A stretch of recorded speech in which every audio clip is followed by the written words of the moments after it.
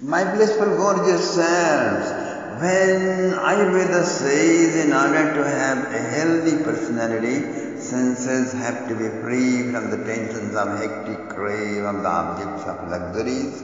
Senses should be free from the conditionings of physical comforts. Then at this moment Ayurveda is playing the role of spirituality. When Ayurveda says in order to have a healthy personality, the subconscious has to be free from suppressions of sex, suppressions of anger, suppressions of other unfulfilled desire, then here it is playing the role of psychology. When Ayurveda says in order to have a healthy personality, conscious mind has to be still, peaceful and relaxed, then Ayurveda is playing the role of yoga. Dr. Jonathan kept on thinking, my dear friends, placing his elbow on the hard black cover of that Sushruta Samhita, the famous ancient Ayurvedic textbooks. What is the necessity of yoga for health? Doctor shouted loudly. American medical science has never felt this necessity. American medical science has always claimed that health means capacity to enjoy. Physical fitness is to use and enjoy all comforts and luxuries of the material world. And I can now see, Dr. Jonathan now started thinking deeply, how we have been failure in our efforts. The more we had indulged in the joys of eating meat, more the body and mouth have started smelling bad and diseases have grown. More we have started drinking wine and smoking cigarettes, more our power of memory and subtle machineries of the body have damaged and become blunt and blurred also. More we enjoyed sex and more we have found ourselves incapable to enjoy it fully. Dr. Jonathan thought this point very deeply. All the artificial means to enjoy sex America has developed is due to incapacity to enjoy it. So, Dr. Jonathan came to conclusion all artificial means to enjoy sex America has developed is due to its incapacity to enjoy sex, and this is a sort of impotency. Sex obsession is also due to not being able to enjoy it in its total depth. Dr. Jonathan came to a conclusion. The more America has tried to enjoy sensual pleasure, the more American senses have become blunt and insensitive. The more the recreation places are built, the more the boredom has increased. Thus, American definition of health does not prove to be deep enough, which says physical fitness is to enjoy. Anyway, by enjoying you lose physical fitness. Then what is health? If your health is judged by your enjoying capacity and every incident of enjoying is consuming your health into certain degrees, then how to know the state of perfect health? What is health? The question struck again against the white-haired head of Dr. Jonathan, my dear friends. Ayurveda says totally different thing. Ayurvedic definition of health claims in the state of perfect health one does not need anything to enjoy. What to speak of craving or lusting for enjoyment? Even a tendency to enjoy through objects is the sign of imperfect health. That is what Ayurveda means. Doctor's problem became more complex instead of solution. It became more complicated.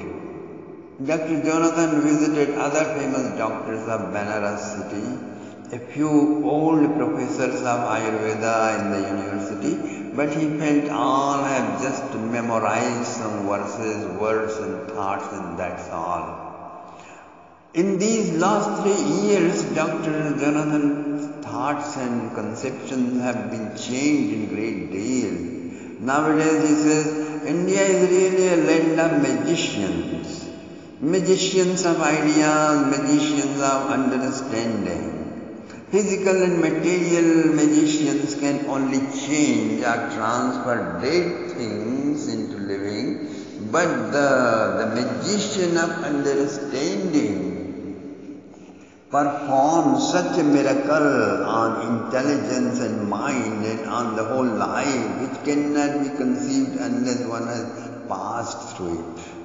One who understands that one, for him everything becomes understood. Everything is explained to him. One who understands that one, for him everything becomes understood. Everything is explained to him. Dr. Jonathan would have read this Upanishadic sentence or not, but one thing he has known very well, that in this peculiar land, a few unique figures wander here and there like breeze, like rain, unplanned, unexpected. For them, none of the questions born in greatest intelligence of the world is hard to reply.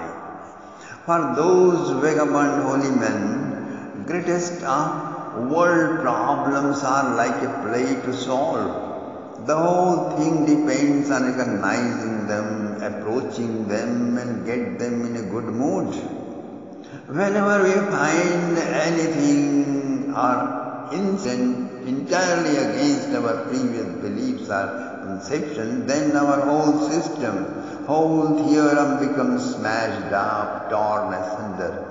That is why in America many new discoveries and explorations and mystic verdicts have been kept concealed by the authorities from the common public, because with these new researches many dominating principles in American society will be falsified. The possibility may arise for the whole American system and theorem to turn upside down. Dr. Jonathan had never conceived of the possibility of human personality to be so much independent and free, so much independent and free from social and physical necessities. Authentically human personality is perfect in itself. This idea was not easily digestible by his scientific head, but what is health? The same old question hammers over the head over and over again, that bald head. These Indian holy men are tremendously miraculous, especially in the field of intelligence. But they are very difficult to recognize in the crowd of thousands of people dressed and acting like them. How to find one out? And the tragedy is this, that only he can explain the relationship between health and serenity, whose senses, mind, sub and unconscious all have become absolutely harmonized, tranquil and serene. Some holy men, some enlightened saint can explain it clearly, Doctor concluded at last. Dr. Jonathan rushed to the telephone, called for one of his local friends, Dr. Pulin Bihari. Dr. Pulin Bihari was surprised to know why this elderly doctor, who is allergic to this midday summer heat, wants to go to visit a holy man living at the outskirts of the city in the bank of Ganga river. But anyway, he came right away. Dr. Jonathan speaks and knows Hindi well now. Still he wanted a translator because he did not want to miss a single word of holy men to whom he had decided to go. Because maybe in that very word his solution depends and he would miss it, so he did not like to lose a chance. When Dr. Pulin Bihari stopped his car outside, Dr. Jonathan was waiting for him at the main gate of the Hotel Shiva abode. Both of them said in doctor's car and headed towards the west, where there is Varuna and Ganga, both rivers meet. It was a very auspicious place. Nowadays, Varuna river has become so polluted. They stopped their car, no road further. They walked through a narrow path towards the bush. It was about 1500 yards distance to walk where Swami Sadashivendra Saraswati Maharaj was living. Beautiful green, lush, green bush full of blooming flowers, perfuming flowers. In creepers, trees and banyans, birds were chirping, cuckoos cooing and peacocks all dancing. I will break your legs and head too, you rascal. Both doctors were shocked when they overheard this stern voice coming from a nearby bush.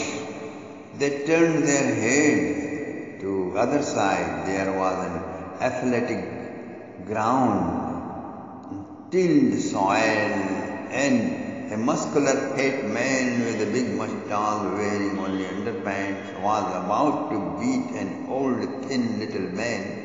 He had caught him by his collar and abusing him by his nasty words. Poor old man.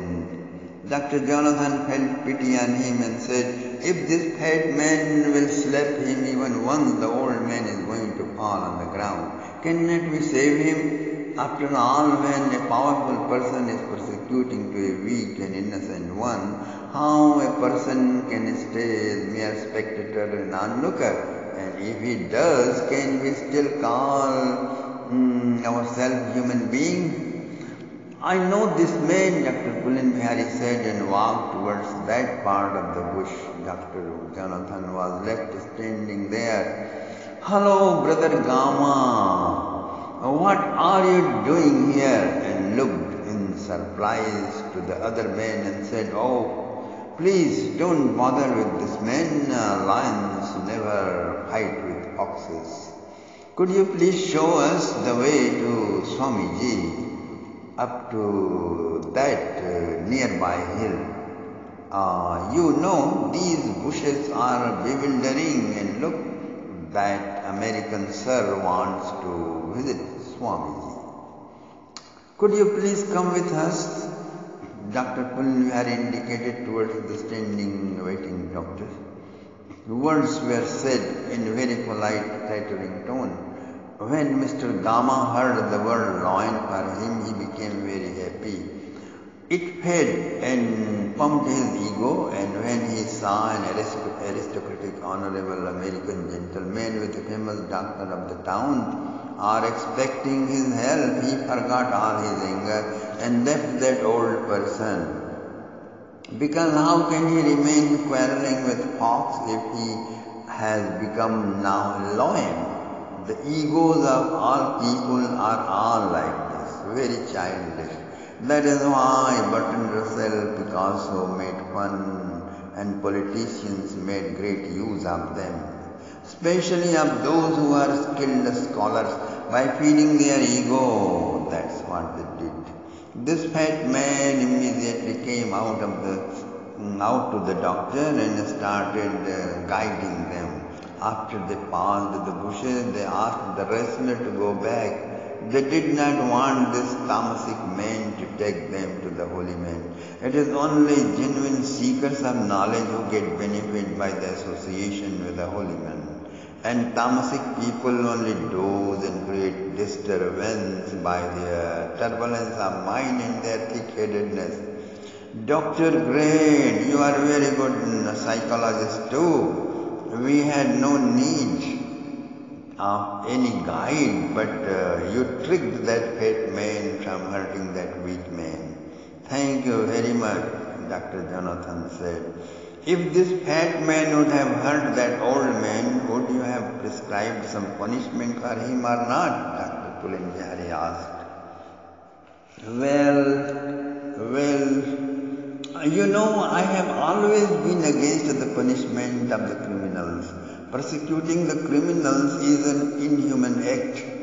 If you ask me, I would rather suggest medical treatment of the criminals. Criminal tendency is a psychological disease. Crime is due to psychological imbalance, and it has nothing to do with punishment. Have you seen when he was in fit of anger, how his eyes and face had become red and tense?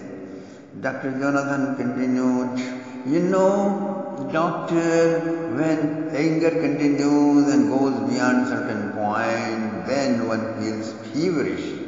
That means coming of anger in any degree is a sort of pollution. It discomforts the easiness. So it is disease. Disease. It is against health. If the anger ends in fever and tension, then whosoever gets angry, his health is not sound according to Ayurvedic definition. But then how to stop its coming, Dr. Pulin Vihari asked. At least it cannot be stopped by chastising, punishing.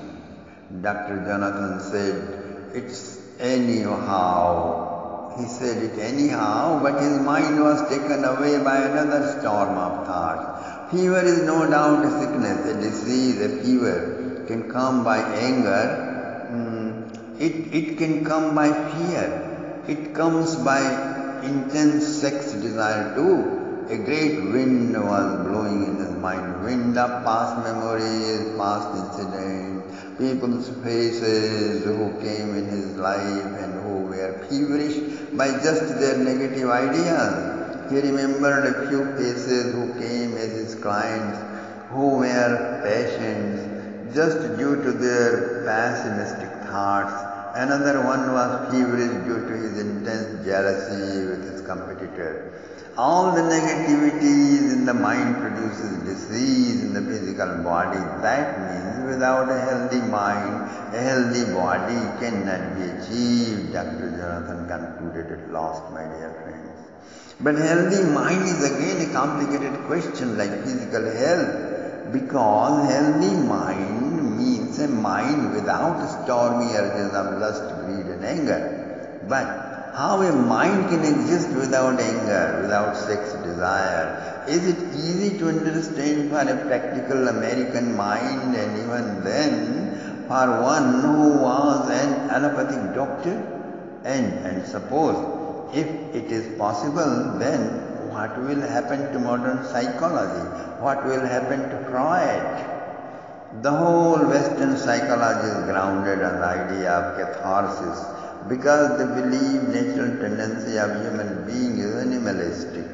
Since with the dawn of civilization he cannot do voluntarily whatever he wishes as he was doing in his barbarian age, therefore there is suppression, and through suppression there is psychosomatic diseases. So in order to cure psychosomatic diseases, they prescribe catharsis.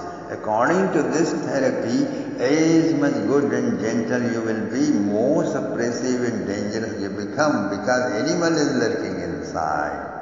But this Ayurveda says, in order to be healthy, you have to be absolutely free from not only animalistic tendencies, but also this goodness or aristocracy. An aristocratic man has at least organized. He does have anger, sex desire and greed, but all balanced and without suppression. Ayurveda says it is possible. There are innumerable cases, great many heroes in Itihas of India, in history of India, but you have not to stop here. You have to rise above this too and become absolutely devoid of all these negative influences of the health energy, which are the very seeds of all fevers. When you have become successful in doing this, then you have perfect mental health, and then perfect physical health follows of its own accord. How about an electric shock? Dr. Pulin Vihari asked. He was asking if by certain surgery or